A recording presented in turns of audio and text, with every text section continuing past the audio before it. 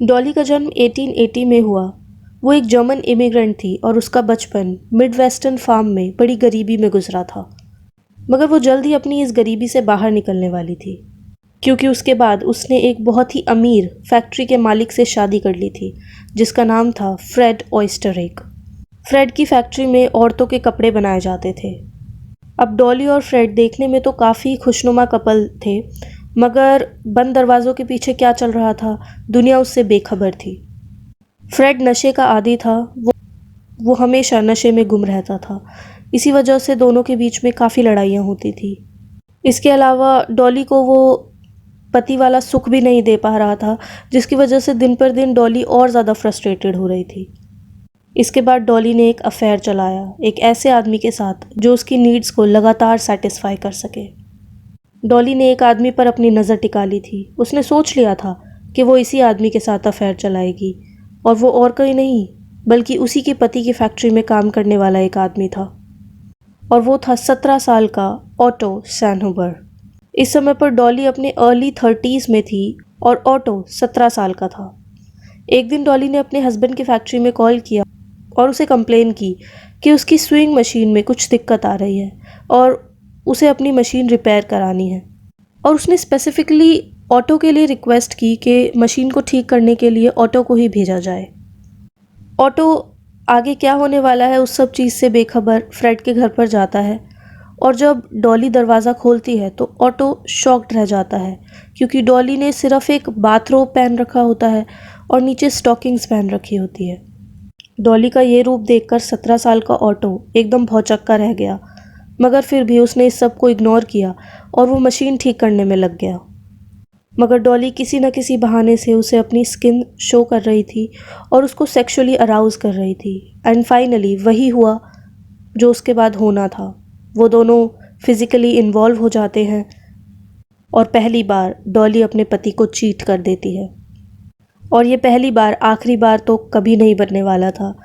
ये सिलसिला चलता रहा और डॉली ने ऑटो के साथ एक अफेयर स्टार्ट कर दिया। शुरुआत में तो वो अलग अलग होटल्स में मिलने लग गए और कभी कभी वो ऑटो के बोर्डिंग हाउस में भी मिलते थे। और उसके बाद तो डॉली उसे अपने ही घर पर बुलाने लग गई। जिस समय फ्रेड अपने काम पर जाया करता था, उस समय ऑटो और डॉली फ्रेड के घर में रंगरलियाँ बनाया करते थे। ऑटो उस घर में इतनी बार जाता था कि ये चीज़ नेबर्स से भी छुपी नहीं रही, और नेबर्स ने भी नोटिस कर लिया कि कोई आदमी इस घर के अंदर जाता है जिस समय डॉली का पति अपने काम पर जाता है। वहीं दूसरी तरफ डॉली ने अपने दोस्तों को और अपने जान पहचान वाले लोगों को ये बता रखा था कि ऑटो उसका दूर का कोई भाई है, मगर नेबर्स अभी भी बहुत शक में थे, और जिसके चलते उन लोगों ने ये सारी बातें डॉली के पति फ्रेड को बता दी। फ्रेड ये सब जानकर बहुत गुस्सा हो गया, जिसके बाद उसने डॉली को कन्फ्रंट किया और उससे पूछा कि आखिर कौन आदमी उसके घर से निकलने के बाद घर में आता है।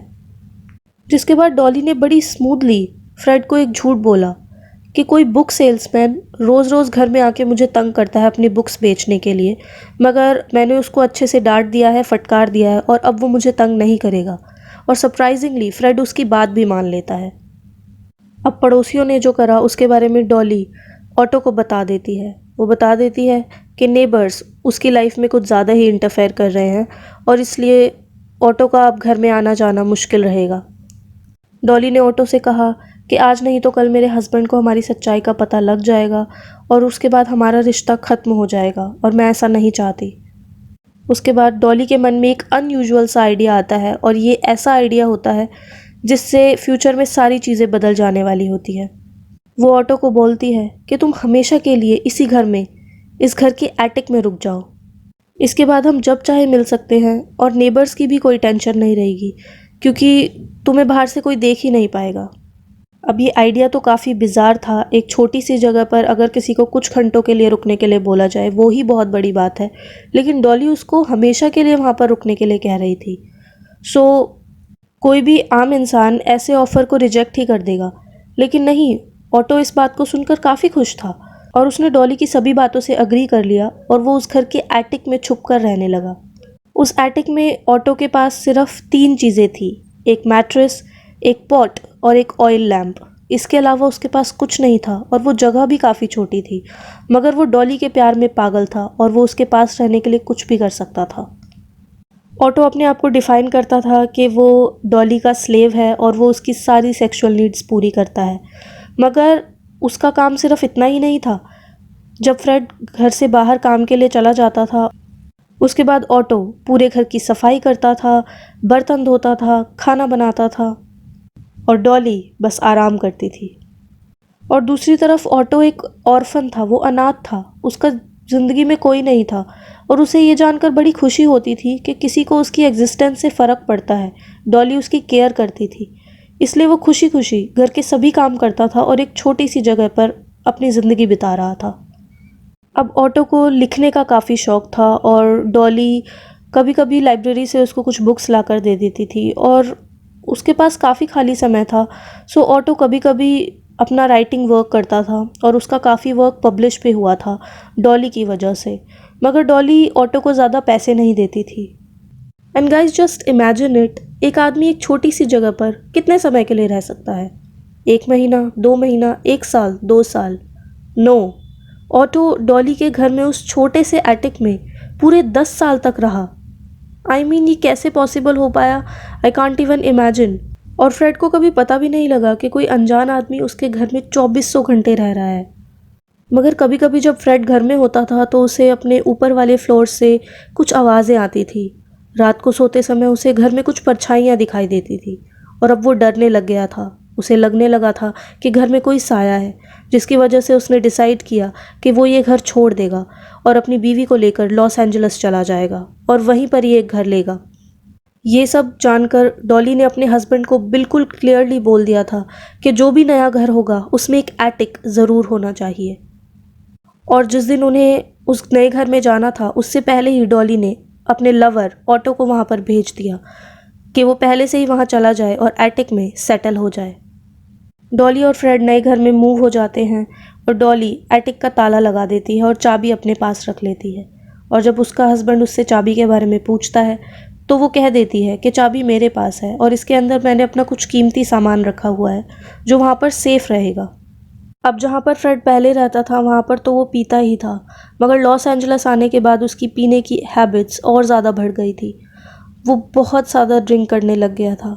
अब वो ज़्यादातर समय या तो नशे में रहता था और चुप रहता था, या फिर उसका उल्टा रहता था, यानी कि बहुत ज़्यादा चिल्लाता था और अपनी पत्नी से काफ़ी लड़ता था।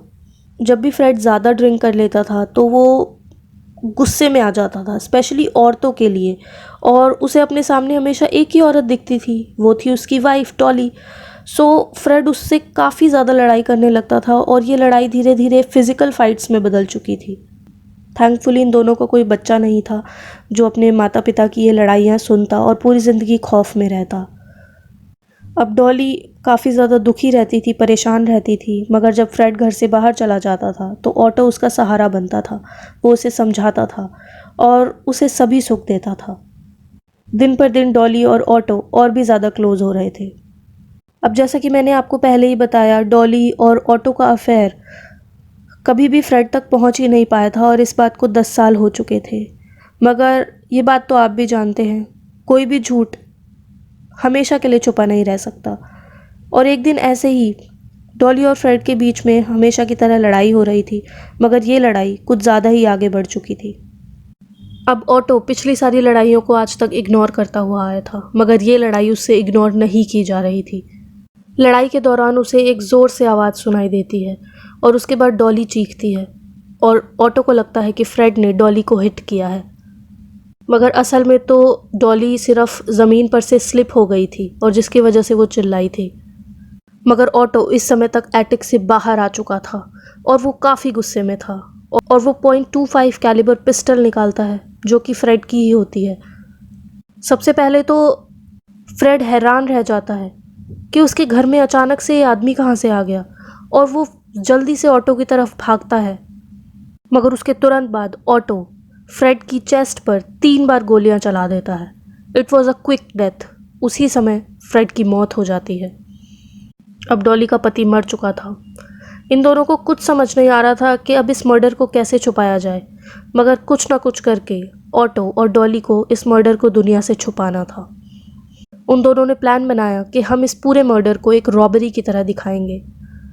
ऑटो फ्रेड की बहुत ही महंगी डायमंड वॉच ले लेता है और उसके बाद ऑटो डॉली को क्लोजेट में बंद कर देता है ताकि जब पुलिस घर में आए तो उन्हें लगे कि जो भी इस घर को लूटने आया था उन्होंने डॉली को पहले लॉक किया और उसके बाद ज़ोर ज़बरदस्ती करते हुए उन्होंने फ्रेड को गोली मार दी। इसके बाद ऑटो एटिक में चला जाता है, वहीं पर ही जहाँ वो हमेशा से रह रहा होता है। इसके बाद ऑटो अपनी जगह पर यानी कि उस घर के एटिक में छुप जाता है। अब पड़ोसियों को गोलियों की आवाज़ तो आ ही गई थी, इसलिए उन्होंने पुलिस को सब चीज़ें इन्फॉर्म कर ही दी थी।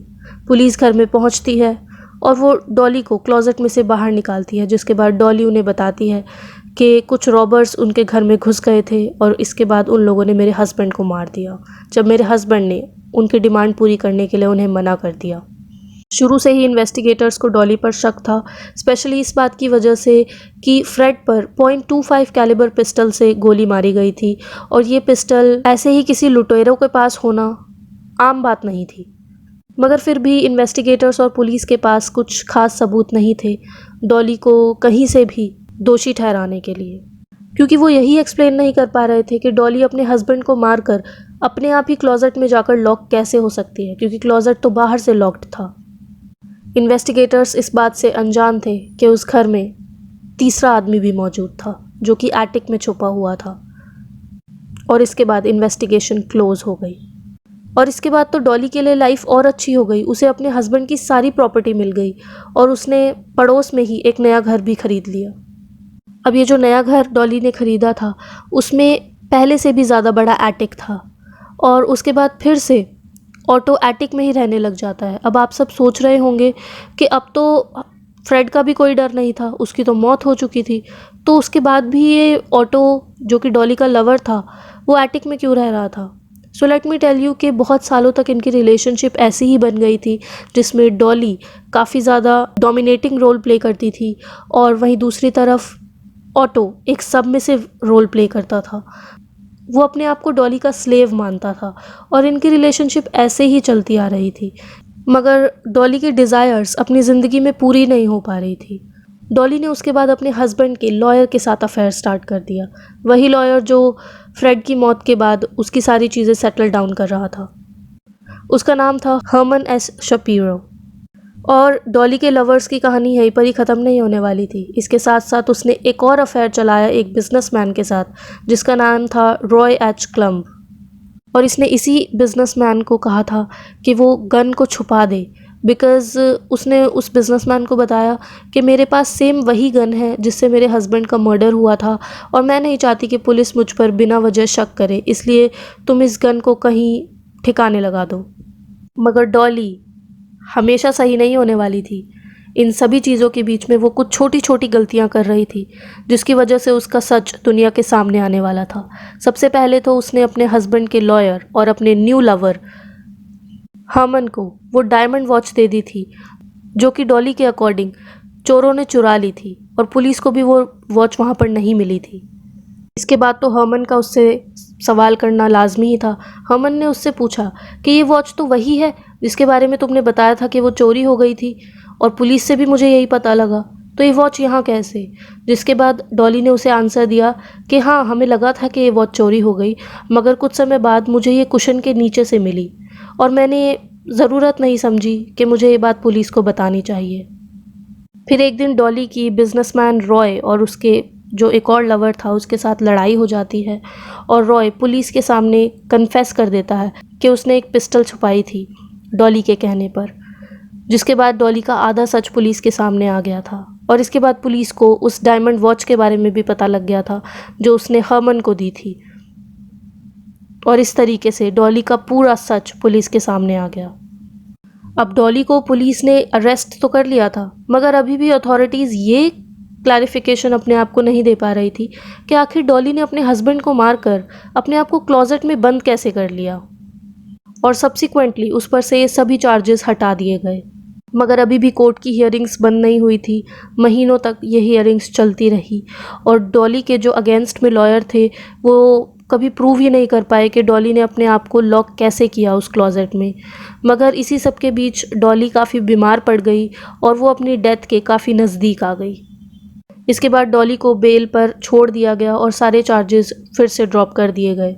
जेल से निकलने के बाद डॉली हरमन को बोलती है कि उसके घर के एटिक में उसका एक भाई है जो उसका दूर का भाई है, जैसा कि वो हमेशा से पूरी दुनिया से झूठ बोलती आई थी। उसने हरमन को भी यही झूठ बोला।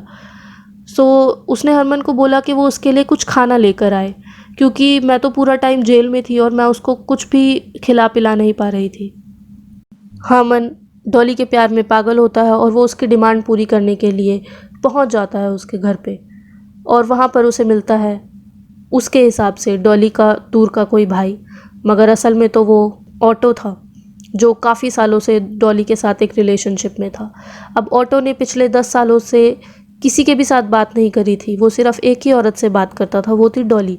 और अब उसको इतने समय बाद कोई इंसान मिला था जिससे वो बात कर सके, तो ऑटो ने अपना पूरी हिस्ट्री हरमन के सामने खोल कर रख दी। उसने अपनी सारी कहानी हरमन को बता दी। हरमन ये सब जानकर बहुत ही ज़्यादा डिस्कस्टेड फील कर रहा था। उसे घिन आ रही थी डॉली से, और उसने उसके बाद ऑटो को उस घर से बाहर निकाल फेंका। अब ऑटो इस सब चीज़ों में फंसना नहीं चाहता था। उसे पता लग गया था कि डॉली की सभी चीज़ें मीडिया तक पहुंच चुकी है और जल्द ही वो अरेस्ट हो जाएगा, इसलिए वो कनाडा भाग गया और उसने अपना नाम भी चेंज कर लिया और वॉल्टर रख लिया। यहाँ तक कि उसने वहाँ पर एक औरत से शादी भी कर ली। हरमन को डॉली का इतना बड़ा सच पता लग गया था, बट स्टिल वो डॉली के साथ उसके घर में मूव कर जाता है और वो अपनी रिलेशनशिप को कंटिन्यू रखते हैं। मगर ये रिलेशनशिप भी फ्रेड और डॉली की रिलेशनशिप थी जैसे पहले, उसी की तरह ही थी। काफ़ी लड़ाइयाँ होती थी और किसी तरीके से खींच-तान कर ये रिलेशनशिप अगले 7 सालों तक चली, मगर उसके बाद इन दोनों ने अपने रास्ते अलग कर लिए। अब क्योंकि हरमन डॉली से अलग हो चुका था, रिश्ता पहले की तरह नहीं था, इसलिए हरमन ने सारी चीज़ें पुलिस को बता दी थी कि कैसे इतने सालों तक डॉली ने ऑटो को अपने घर के एटिक में छुपा कर रखा था और उसी ने ही उसके पति की जान ली थी। साथ ही हरमन ने पुलिस को ये भी बताया कि ऑटो वापस से लॉस एंजलिस में आ गया है। इसके बाद पुलिस ने डॉली और ऑटो को अरेस्ट कर लिया और उन पर मर्डर के चार्जेस और कॉन्स्पिरेसी के चार्जेस लगे। ऑटो गिल्टी भी पाया गया, मगर स्टैचू ऑफ लिमिटेशन को हुए 1 साल ऊपर हो चुका था, यानी कि अब ऑटो को सज़ा नहीं मिल सकती थी। गाइस, स्टैचू ऑफ लिमिटेशन उतने साल होते हैं जितने साल तक किसी इंसान को हम सज़ा दे सकते हैं उसके क्राइम्स के लिए, और उतने पर्टिकुलर साल बीत जाने के बाद अगर पता लगता है कि कोई इंसान दोषी है तो उसको सज़ा नहीं दी जा सकती, और वो साल अब बीत चुके थे ऑटो के केस में। और इसके बाद ऑटो को रिलीज़ कर दिया गया और डॉली का केस भी अटका रहा बिकॉज़ कुछ एविडेंसेस की कमी थी, जिसकी वजह से ये केस कभी भी क्लोज़ ही नहीं हो पाया एक पॉजिटिव नोट पर। इसके बाद ऑटो तो रेडार से गायब ही हो गया, किसी को नहीं पता वो कहाँ गया, और डॉली ने दूसरी तरफ एक नया लवर बना लिया, उसकी लाइफ में एक नया आदमी आ गया और उसके साथ वो अपनी बाकी की ज़िंदगी बिताती रही अनटिल 1961, और ईयर 1961 में डॉली की भी मौत हो गई। सो गाइस, पूरी कहानी जानने के बाद इतना तो पता लग गया कि डॉली इन सभी आदमियों को अपनी उंगलियों पर नचा रही थी। ये सभी आदमी डॉली को प्रोटेक्ट कर रहे थे और डिफेंड कर रहे थे उस समय तक, जब तक उन्हें ये रियलाइज़ नहीं हुआ कि वो लोग उसके लिए इम्पोर्टेंट नहीं है। So what do you guys think about this woman? Comment down below. मैं मिलूंगी आपसे अपनी अगली वीडियो में एक नई क्राइम स्टोरी के साथ। Until then, signing of.